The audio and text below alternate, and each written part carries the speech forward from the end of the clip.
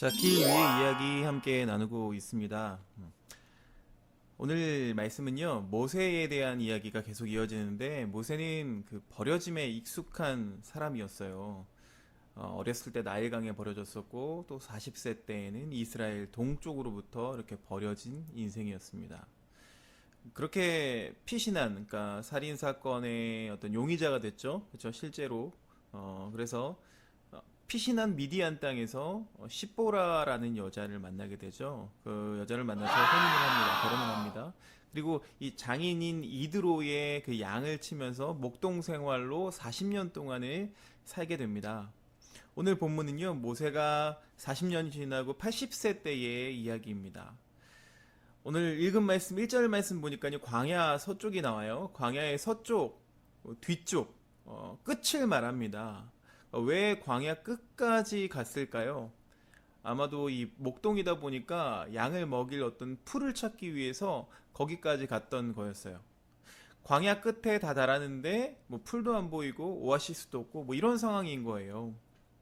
출애굽 이야기를 나누다 보면은요, 이 광야라는 단어가 굉장히 많이 등장하게 될 거예요. 광야는 뭔가 뭐 고상하게 들리기도 합니다. 예수님을 믿는 우리들의 귀에는 이게 고상하게 들리기도 해요. 근데 사실은 이 광야는 그렇지가 않아요. 고상하지가 않아요. 궁핍하고 고통스럽고 아프고 힘들어요. 그게 광야의 본질이에요. 그런데 오늘 말씀에는요, 광야의 끝이라는 게 등장합니다. 그 끝이라는 게 좋은 의미가 아니죠. 그야말로 막장을 의미합니다. 갱도의 끝, 막장, 더 이상 앞으로 나아갈 수 없는 곳, 그곳에 오늘 모세가 서 있는 거예요. 우리에게 광야의 끝이라는 것은 무엇일지 한번 생각해 봤어요. 열심히 살고는 있지만 현재 삶에 대해서 감격도 없고 감사도 없고 미래에 대한 꿈도 없고 비전도 없는 삶, 이것이 바로 광야의 끝이 아닐까요?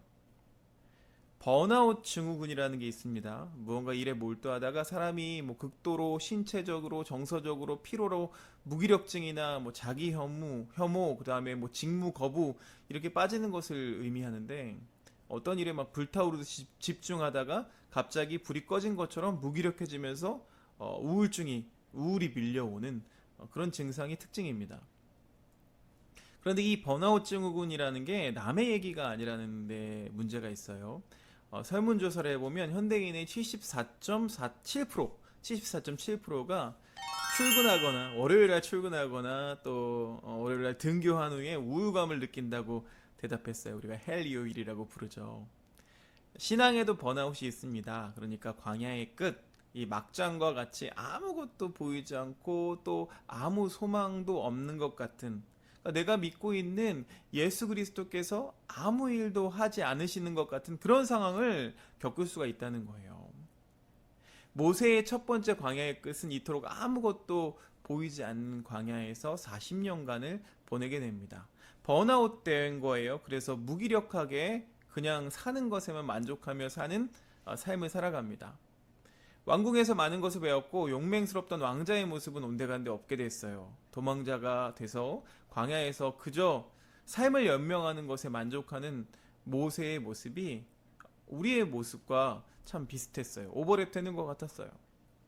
바로 그때 모세가 소망 없이 광야의 끝에 있던 그때에 걷다 보니까 호렙산 떨기나무 속에서 불꽃을 막 보여주시면서 하나님이 모세를 찾아오십니다. 이 떨기나무는요, 굉장히 얇은 나무예요. 이 아주 가느다란 얇은 나무가 빛을 낸 거예요. 뭐 불이 나는데 그냥 사르르 타버리는 게 정상인데 타지 않고 불이 여전히 남아 있었다는 거예요. 이 호렙이라는 곳은요, 황량한 곳이었습니다. 불모지였어요. 내버려진 땅이라는 의미를 가지고 있습니다. 이렇게 광야의 끝, 절망적인 상황, 텅 빈 마음, 공허함, 쓸쓸함 가운데서도 하나님은 내버려 두시지 않고 찾아와 주셨다는 거예요.